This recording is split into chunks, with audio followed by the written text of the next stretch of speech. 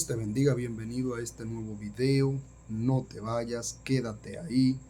Vamos a compartir un tema muy pero muy interesante y tiene que ver con revisar algún dato teológico, del edificio de nuestra fe. ¿Qué pasa? ¿Por qué a los cristianos muchas veces les incomoda, no soportan tener que revisar algún dato teológico, algo que han aprendido por años, pero que se les puede decir que eso hay que revisarlo, que puede que esté mal? ¿Por qué nos solemos alarmar? Esto está muy interesante, este tema, y más interesante es lo que yo acabo de leer.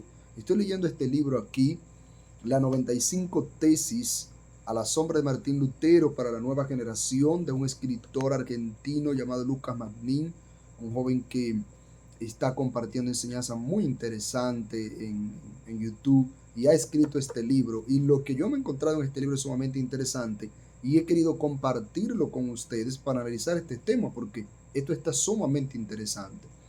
Fíjese que él tiene aquí una tesis, la número 3, titulada "No nos horroricemos, nuestra fe no va a desaparecer porque debamos revisar algún dato equivocado de nuestro edificio teológico".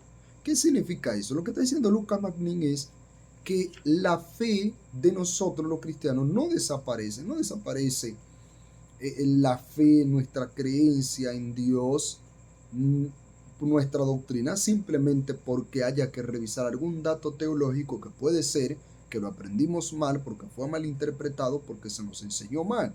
Pero, ¿qué es lo interesante? Miren aquí. Dice Lucas Magnin aquí, un teólogo luterano llamado Andrés Osiander fue el responsable de editar en el 1543 un libro que haría tambalear no solo el mundo, sino también el mismo universo. ¿Cómo? ¿Cuál era este libro? Este libro era De Revolutionibus Orbium Coelestium. Está escrito un nombre en latín. El autor de este documento era el astrónomo prusiano Nicolás Copérnico. Sí, señores y señoras, el gran Nicolás Copernicus, o mejor conocido como Nicolás Copérnico, un astrónomo, matemático, quien en sus páginas proponía un giro científico sumamente extraordinario. ¿Cuál era el giro científico? ¿Qué era esto tan interesante que llamaba la atención?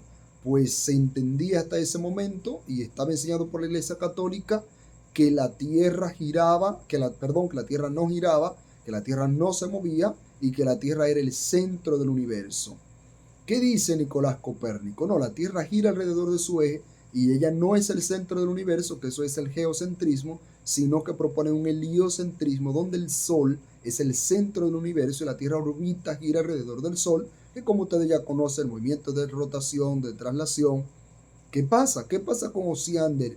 ¿Y qué pasa? ¿Cuál es la relación con Copérnico? Pues que él estaba analizando este libro, estaba editando este libro en el 1543. ¿Pero qué sucede? Que Osiander tenía en sus manos un libro que era muy controversial y Osiander sabía que Martín Lutero, Melanchthon y Calvino se oponían a esta teoría heliocéntrica porque creían que era bíblicamente y teológicamente errada.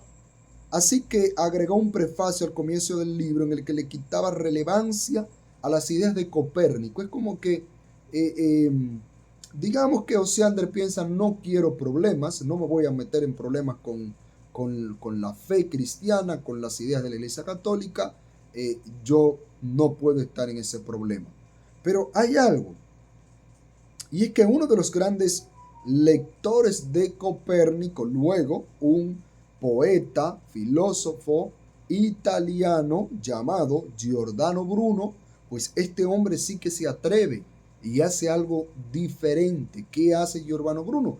Pues sustenta las ideas de Copérnico y va un poco aún más allá, proponiendo nuevas ideas que tienen que ver con conocimientos astronómicos. ¿Y qué sucede? Pues sucede, señores, que el 17 de febrero del 1600 a este hombre lo asesinan, lo condenan por hereje.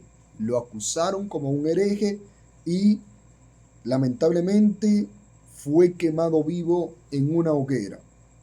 Esto es sumamente tremendo. Ahora, algo interesante que dice aquí es que la Inquisición de hace siglos hacía añicos a quienes pusieran en duda una pieza, por pequeña que fuera, de su edificio teológico.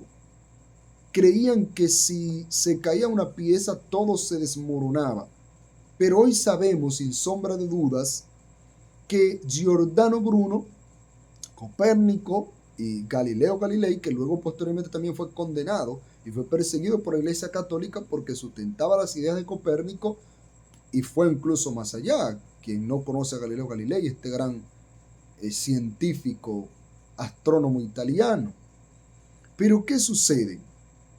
Pues que dice aquí algo muy interesante, que ellos tenían razón y podemos amar a Dios, podemos seguir siendo verdaderos cristianos, servirlo con devoción y ser fieles a su palabra.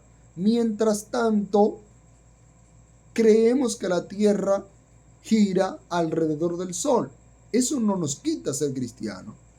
Eso no nos deja, no significa que no amemos a Dios, que dudemos de Dios, porque sí, esto es científico, está demostrado y simplemente no se ha analizado en el contexto adecuado, y eso tendría que entrar en un tema de reglas de interpretación bíblica, de hermenéutica, ver por qué se interpretó que la tierra no se movía. ¿Por qué se asumió que esa firmeza que fue tomada de el libro de Salmo, capítulo 93, que dice que el Señor firmó la tierra, por tanto no se moverá? De ahí era que la Iglesia Católica sostenía, no, la tierra no puede moverse. ¿Cómo dice usted que se mueve? Eso es una doctrina herética. Y hay que tener pendiente. Luego surge la apologética, que es una rama de la teología, que tiene que ver con defender las verdades eternas, las verdades del Evangelio, la doctrina fundamental. Pero ahí viene algo muy importante. Una cosa es doctrina fundamental y otra cosa son doctrinas secundarias. Doctrina primaria, doctrina secundaria, datos bíblicos, pero que no son parte de la doctrina fundamental, ni la doctrina de la salvación, ni la doctrina de la Trinidad, de la teología del Espíritu Santo. Entonces, muchas veces, ¿por qué me llama esto tanto la atención? Porque muchas veces los cristianos nos afanamos, nos preocupamos, creemos que se va a derribar nuestra fe, que se cae el edificio, como pensaba la Iglesia Católica, porque hay que revisar un tema teológico que es secundario. Señores, los temas teológicos primarios, fundamentales, no se analizan, no se discuten. Usted no tiene que pararse a hablar con nadie sobre ellos, porque son verdades, son axiomas ya. Cristo vino y murió por nosotros en la cruz del Calvario. Dios es un Dios trino, trifuncional, Padre, Hijo y Espíritu Santo. Somos salvos por gracia, por medio de la fe. La doctrina fundamental, usted no tiene que discutirla con nadie, pero si alguien viene, que si la tierra gira, que si una tierra, ¿qué me importa a mí? O sea, en términos, Dios sigue siendo Dios. Entonces, a veces nos preocupamos tanto, y es lo que quiere decir Lucas Magnin aquí.